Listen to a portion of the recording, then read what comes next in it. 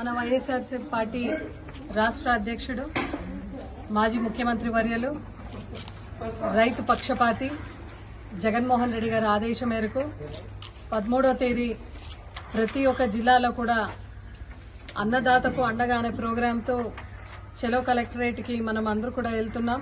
ప్రతి సమన్వయకర్త అదేవిధంగా ప్రతి జెడ్పీటీసీ ఎంపీపీలు సర్పంచ్ ఎంపీటీసీలు ప్రతి పార్టీ శ్రేణులు కూడా ప్రతి రైతు కూడా ఈరోజు నిలబడుతున్నాము. పార్టీలో వైఎస్ఆర్సీపీ పార్టీ తరఫున ఈ జిల్లాలో సత్యసాయి జిల్లాలో ఉన్న ప్రతి ఒక్కరు కూడా కథలు రావాలి.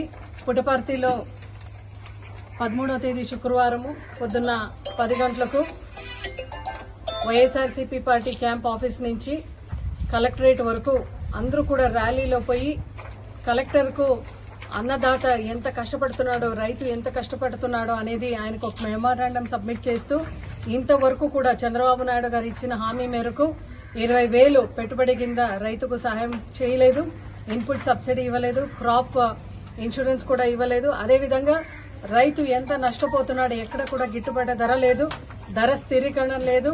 బ్రోకర్లు కమిషన్ ఏజెంట్స్లు అదేవిధంగా మిల్లర్స్ వాళ్ళందరూ కూడా ఈరోజు ఏ రేటు పలుకుతున్నారో ఆ రేటుకి రైతన్న 3 పూట్లు అన్నం పెట్టే రైతన్న ఈరోజు చాలా నష్టం పోతూ బ్రోకర్స్ ఏ రేటుకి చెప్తున్నారో ఆ రేటుకి తన సరుకులు అంతా కూడా అమ్మే పరిస్థితి రాష్ట్రంలో కనపడతా ఉంది.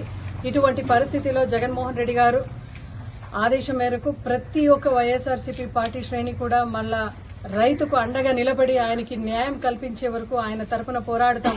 ఈ పోరాటంలో జిల్లాలో ఉండే ప్రతి ఒక్కరు కూడా మీరు వచ్చి పుట్టపర్తిలో 13వ తేదీ పొద్దున్న 10 గంటలకు పాల్గొంటూ ఈ కార్యక్రమాన్ని చాలా జయప్రదంగా చేయాలని మీ అందరిని కూడా పేరు పేరు కోరుతూ జోహార్ వైఎస్ఆర్.